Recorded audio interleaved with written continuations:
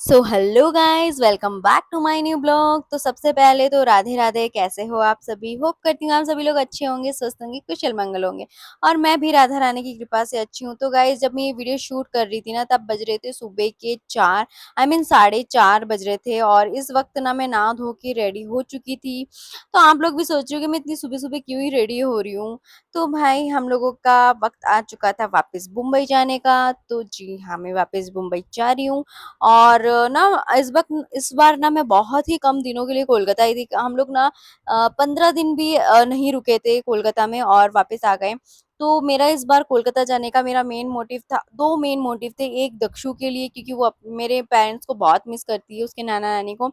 और दूसरा सबसे बड़ा मोटिव ये था कि भाई इलेक्शन थे, तो इस बार जाना बहुत ज़रूरी था। क्योंकि भाई मैंने शादी के बाद ना ये फर्स्ट टाइम वोट दिया। शादी के बाद एक दिया था, जब मेरी शादी के पहले इलेक्शन था तब मैं वोट देके फिर मैंने शादी की थी। दूसरा मैंने अभी किया। और इस बार का इलेक्शन तो भाई बहुत ज़रूरी ही था, क्योंकि ममता दीदी को कोलकाता से हटाना था। तो खैर, जैसा कि ममता दीदी को हटाना था तो वो जा चुकी, बीजेपी आ चुकी है, तो भाई हम लोग जीत गए। तो खैर, तो यहाँ हम लोग निकल चुके हैं कोलकाता जाने के लिए। और दक्षु का मूड बहुत ज़्यादा खराब था, बहुत रोई गाइस वो। मतलब जितना मैं अपनी विदाई में नहीं रोई ना, उससे कहीं गुना ज़्यादा दक्षु रोई थी। तो मैं जब भी कोलकाता आती हूँ दक्षु के लिए आती हूँ, क्योंकि वो मेरे पेरेंट्स को बहुत मिस करती है, बहुत प्यार करती है उनसे, और वो लोग इससे।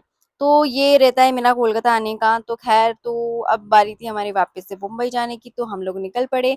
और गाइस, हम लोग सुबह सुबह इसलिए निकले क्योंकि हमारी जो फ्लाइट थी ना, वो 10 बजे मॉर्निंग की थी। और करीबन हमें 2 घंटे पहले तो एयरपोर्ट में पहुंचना था, क्योंकि सारी चेकिंग वगैरह में काफ़ी टाइम लगता है। तो हम लोग निकले थे करीबन 5 बजे, निकल गए थे 5, 5:30 बजे घर से निकल गए थे। और पहुँचते-पहुँचते करीबन 1 डेढ़ घंटा, 2 घंटा ऐसे लगता है वहाँ से, मेरे घर से। तो इसलिए हम लोग निकल पड़े थे। और सुबह का गाइस व्यू इतना खूबसूरत था ना कि मैं क्या ही बताऊँ। तो बहुत अच्छा लग रहा था सुबह का व्यू। और यहाँ दक्षु थोड़ी-थोड़ी सी सैड थी। तो और दक्षु का क्या था ना, वो हर 5 मिनट में, जैसे ही उसको याद आई थी ना, वो हर 5 मिनट में रोती-रोती गई है। मतलब वो मुंबई तक रोती-रोती आई है। दक्षु बिल्कुल भी खुश नहीं थी, पर उसको समझा-बुझा के हम लोग लेके आए। पर क्या ही कर सकते हैं। तो दक्षु का चेहरा देख सकते हो, कितना क्यूट लग रहा है, कितना उदास लग रहा है मेरा बच्चा, मेरा क्यूटी प्यूटी भाई।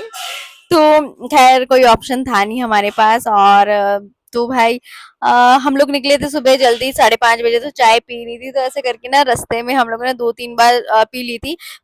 तो माँ ने मेरे को बोला था घर पे कि चाय बना देती हूँ करके। पहले तो मैंने मना कर दिया, बट बाद में मैंने बोला कि ठीक है बना दो, क्योंकि लंबा मतलब टाइम था। और सुबह 4 बजे भाई हम लोग कुछ खा के, मतलब 5, 5:30 बजे निकले थे और कुछ खा के नहीं निकले थे।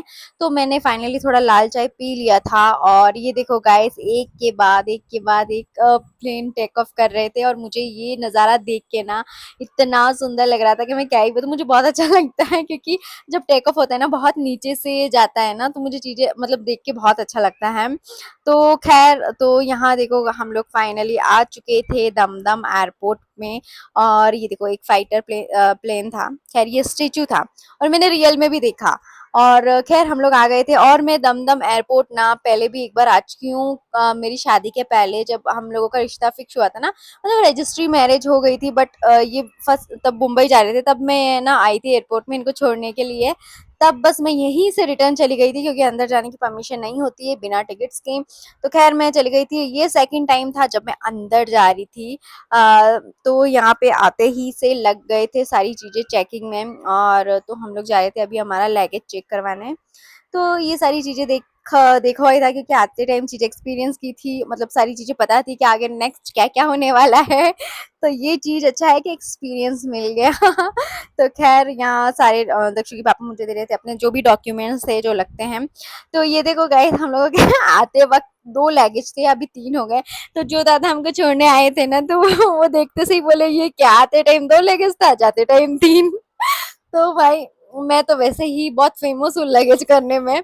तो खैर, लगेज हो गया था, क्योंकि जाते वक्त मेरा कुछ सामान था। एंड गाइस, मेरी बहादुरी देखो, बहादुरी नहीं, मेरा पागलपन बोल सकते हो। मैं ना अपने लगेज में अपने शादी के कुछ बर्तन लेके आई थी, वो भी कांसा पीतल के जो होते हैं, एकदम हैवी हैवी थे। तो मेरा इस बार ना लगेज थोड़ा भारी, मतलब इतना हुआ नहीं था, जितना था उतना ही था, क्योंकि ना मैंने एक्स्ट्रा शॉपिंग करी, ना मैंने कुछ एक्स्ट्रा लिया। बस हाँ, लेने को मैंने वही लिया था क्योंकि वो मेरी शादी के थे, जो मेरे मम्मी पापा ने दिया था, और कहते हैं कि ना कि कॉपर या कांसा पीतल के ना प्लेट्स या बर्तनों में खाना खाना, पानी पीना बहुत अच्छा होता है हेल्थ के लिए। और मैंने सोचा पड़े हैं तो क्यों ना यूज किया जाए, और एक मैं नेक्स्ट टाइम गई थी तो लेके भी आई थी। तो खैर यहाँ यहाँ ले लिए थे हम लोगों ने हमारी बोर्डिंग पास, और यहाँ पे अभी आ चुके थे लगेज, मतलब आगे भेजने के लिए। और है ना, पता है, ये हमारे लगेज पे स्टिकर लगा रहे, मतलब टैग, जो भी टैग लगाते हैं, मैं भी स्टिकर बोल रही हूँ। खैर, तो ये सारे टैग लगा के इनको यहीं से आगे भेज देते हैं। और मैं ना, पता है, हमेशा सोचती हूँ कि यार अपना सामान कैसे ये लोग ना भेजते हैं, ये सारी चीजें, क्योंकि सारे मतलब चलती रहती है मेरी माइंड में। तो खैर, ये चीज मैं आगे दिखाऊंगी। तो ये सारी चीजें ना मैंने इस बार देखी कि कैसे अपना सामान प्लेन तक जाता है, तो ये चीजें आगे देखने को मिलेगा। तो यहाँ पे हम लोगों के बोर्डिंग पास मिल चुके थे, फाइनली हमारे हाथ में आ चुके थे। और गाइस, इस बार ना बोर्डिंग पास जो था ना, वो 6 बोर्डिंग पास मिले, क्योंकि जो हम लोग जा रहे थे ना, वो भाया होके जा रहे थे नागपुर तक। एक फ्लाइट में हमें जाना था, उसके बाद फ्लाइट चेंज करके हमें दूसरी फ्लाइट में जाना था। तो हम बैक टू बैक 2 फ्लाइट में ट्रेवल कर रहे थे। और जो हमारी मुंबई में जो प्रॉपर लैंडिंग थी, वो नवी मुंबई में थी। मुंबई में हमें अंधेरी में जो एयरपोर्ट है वहां नहीं मिला, क्योंकि टिकट्स अवेलेबल नहीं थे। सेम रीजन, क्योंकि जैसे लोग वोटिंग के लिए जा रहे थे, वैसे ही सेम वापस वोटिंग के लिए आ भी रहे थे। तो फाइनली हमें टिकट नहीं मिली, तो भाया होके ही करना पड़ा।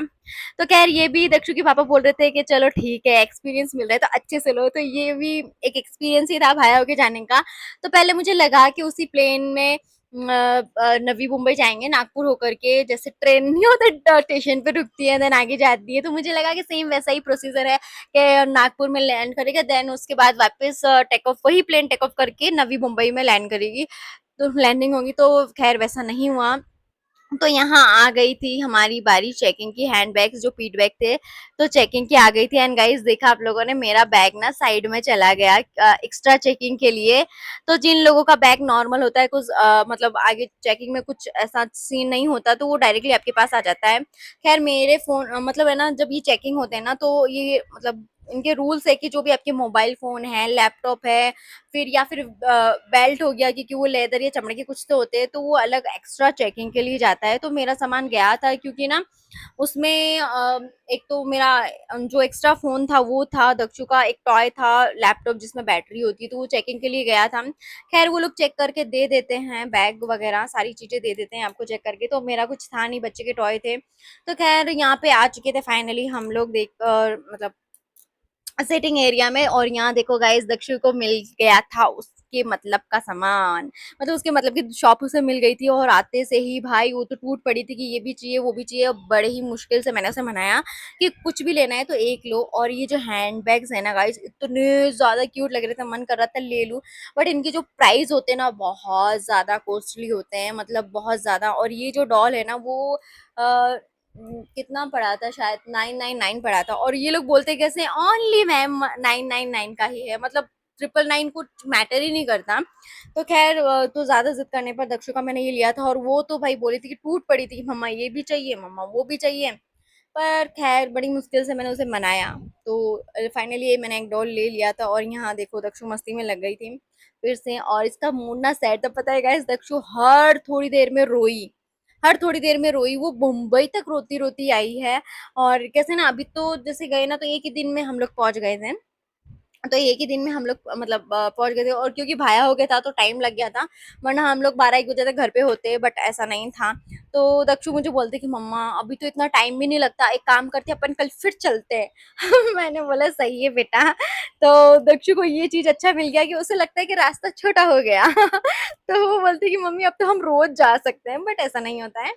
तो खैर, यहाँ पे फिर से आ चुकी थी बारी हमारी बस तक जाने की, जो कि ले जाएगी हमें हमारी मंजिल तक। तो ये आ चुके थे बस में। और बैक टू बैक पता है बस लगी थी पहले, जैसे आते टाइम तो ना थोड़ा बस में रश था, बट इस बार ही नहीं था, क्योंकि ना मतलब ये लोग प्रॉपर सीट की जगह ही ले रहे थे। और पीछे ना बैक टू बैक ना और बसें थी, जिससे कि सब लोगों को बिठा के ही ले जा रहे थे। खैर, पास में ही था।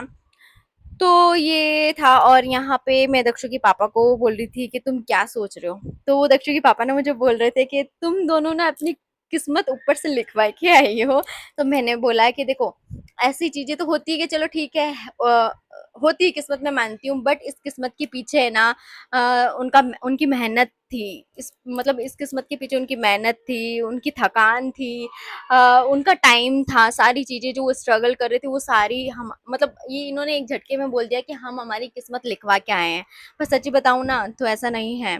उन्होंने बहुत मेहनत की है, यहाँ तक आने के लिए बहुत ज़्यादा मेहनत की है। और पता है मुझे ना लाइफ में एक चीज़ बहुत अच्छे से पता चली है कि इंसान की कीमत ना उसके व्यवहार से नहीं होती है, खास करके आज की जनरेशन में। इंसान की कीमत होती है पैसों से।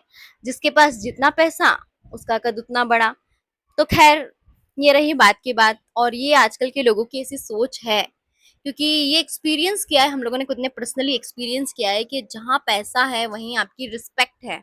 मतलब आपके पास पैसा नहीं होता है ना गाइस, तो जी जी करने वाले भी तू तू करने लग जाते हैं, और अगर वही आपके पास सडन पैसा आ गया या आपकी सिचुएशन अच्छी हो गई आपने तो ना वही तू तू करने वाले भी जी जी करने लगते हैं। पता है उन्हें ये नहीं लगता कि वो ये नहीं सोचते हैं कि हम लोगों ने इस मुश्किल सिचुएशन को कैसे फेस किया होगा, कैसे यहाँ तक आए हैं। जिसको जो मिला था बोल देता है। खैर ऊपर वाला होता है, देखता है, वक्त वक्त की बात है। और मैं ना थैंक यू बोलती हूँ भगवान जी को हमेशा कि वो हमारी लाइफ में ये थोड़ा जो बुरा फेस आया ना वो लेके आया। कम से कम हमें लोगों की पहचान हुई, कम से कम पता चला कि बिना पैसे की आपकी कोई औकात नहीं होती। तो ये चीजें ना क्लियर हुई है। तो खैर जब से हमें हम लोगों ने मतलब ये चीजें फेस किए या एक धक्का खाया ना जिंदगी में, तब से हम मैंने दक्षु के पापा ने ये डिसाइड किया ना कि हम तीन में ही पूरी दुनिया है, हमें कोई नहीं चाहिए। मतलब ऐसा नहीं है कि फैमिली नहीं चाहिए, है डेफिनेटली है, पर एक होता है ना कि आप किसी से रखते हो, तो वो चीज मैं किसी से नहीं रखना चाहती। हम तीन ही तीन की दुनिया है। हाँ, जिन लोगों ने साथ दिया उनके साथ तो भाई मैं मरते दम तक हूँ। और जिन लोगों ने सुनाया तो देखो ऐसा है ना, मैं एक ऐसे इंसान हूँ ना, मुझे चोट लगती है ना तो मैं उस इंसान से दूर हो जाती हूँ, ना उस इंसान को कुछ बोलती हूँ ना कुछ, बस दूर हो जाती हूँ। हाँ, वो इंसान अगर मुझसे व्यवहार रखना चाहता है तो मैं हाँ हंस के खेल के बात करती हूँ, सारी चीजें स्माइल करके फेस करती हूँ, लेकिन जिस तरह से मैंने अपने दिल में पहले जगह दी होती है ना मैं उस तरह से नहीं दे सकती। सॉरी। तो खैर यहाँ पे आ चुके थे, हमारी फ्लाइट जो है टेक ऑफ कर चुकी थी। और यहाँ फिर से दक्षु ने नूडल्स लिया और मैंने लिया अपना टॉनिक जिससे मुझे मिलती है एनर्जी। तो खा मैंने ले लिए चाय मुझे चाय तो चाहिए चाहिए। और यहाँ तक फ्लाइट तक ना मैंने कम से कम 4-5 बार चाय पी ली थी। और गाइस सुबह 4 बजे के जगी थी तो भूख भी लग रही थी। और तो खैर ये वाला सीन गाइस मुझे बहुत ज्यादा खूबसूरत लगता है, ऐसा लगता है ना मैं स्वर्ग में आ गई हूँ मुझे ना ये सीन बहुत अच्छा लगता है, जो पूरा बादल होता है वाइट, मतलब ऐसा लगता है आप स्वर्ग में आ गए। मतलब मुझे मैं ना दक्षु के पापा को बोली थी अब देखना अप्सराएं आएंगी तो मैं दक्षु के पापा को बोल रही थी अब देखना अप्सराएं आएंगी, वो अपना नृत्य करेंगी, भगवान आएंगे देखेंगे तो खैर ये जोक अपार्ट, ये सिर्फ मैं मस्ती कर रही हूँ, लेकिन ये सीन बहुत खूबसूरत लगता है, ये बिल्कुल भी जोक नहीं है। तो मुझे ये सीन ना बहुत खूबसूरत लगता है, पूरा वाइट सारी जगह, मतलब बादल ही बादल, बहुत खूबसूरत लगता है। तो खैर यहाँ देखो फाइनली हम लोग आ चुके थे नागपुर, और यहाँ हमारी फ्लाइट कर रही थी लैंडिंग। तो यहाँ फाइनली सक्सेसफुली हमारी फ्लाइट लैंडिंग हो चुकी थी। और ये था नागपुर, जो कि ये भी महाराष्ट्र में ही आता है जितना मुझे पता है। तो महाराष्ट्र पुणे में तो ये फ्लाइट लैंडिंग हो चुकी थी, और तो हम लोग आ रहे थे। और ना ये भैया बाहर सिग्नल दे रहे थे, क्या कर रहे थे पता नहीं तो खैर हंसी मजाक ज्यादा हो गया। तो खैर इनका अपना अपना होता होगा कुछ तो खैर। तो यहाँ पे जैसे ही फ्लाइट लैंडिंग हुई तो सभी लोग जा रहे थे, और सभी लोग जा रहे थे तो फाइनली हम भी जा ही रहे थे, हमें कौन सा बैठना है तो हम लोग भी जा ही रहे थे। और यहाँ तो अब बारी थी बाहर जाने की, तो और बाहर जाते से ही हम लोगों ने देखा कि हम लोगों की बस ऑलरेडी आके खड़ी थी। तो हम लोग जा रहे थे, और गाइस बस का डिस्टेंस ना इस बार बहुत कम था, मतलब 2 मिनट क्या 1 मिनट भी नहीं लगा होगा एयरपोर्ट के अंदर जाते हुए। तो मैं सोची थी ये लोग इतनी सी दूरी में बस क्यों रखते हैं, हम तो पैदल भी जा सकते हैं। तो खैर बहुत सोचा, और बहुत सोचने के बाद मैंने ये सोचा खैर रहने दो, इनका काम इन्हें करने देते हैं, और हमें क्या, हमें बस में बैठने को मिल रहा है तो बैठ जाते हैं, हम क्यों चलने की तकल्लुफ उठाए तो खैर तो बस आ चुकी थी, और ये बस भर चुकी थी, तो भाई हमें रोक दिया कि आप मत जाओ, नेक्स्ट बस आपके पीछे ही खड़ी है। तो खैर नेक्स्ट बस जो थी वो पीछे ही खड़ी थी, तो हमें रोक दिया गया और हम लोग गए फिर नेक्स्ट बस में। तो ये आ चुकी थी दूसरी बस, जो कि ठीक उसके पीछे खड़ी थी। और आते से ही हम लोग चल गए, फटाफट भागे हमारी सीट लेने को, क्योंकि अगर सीट नहीं मिली तो क्या, कुछ नहीं। तो खैर यहाँ बस भी चल पड़ी थी और फाइनली ये रहा, एयरपोर्ट आ चुका था।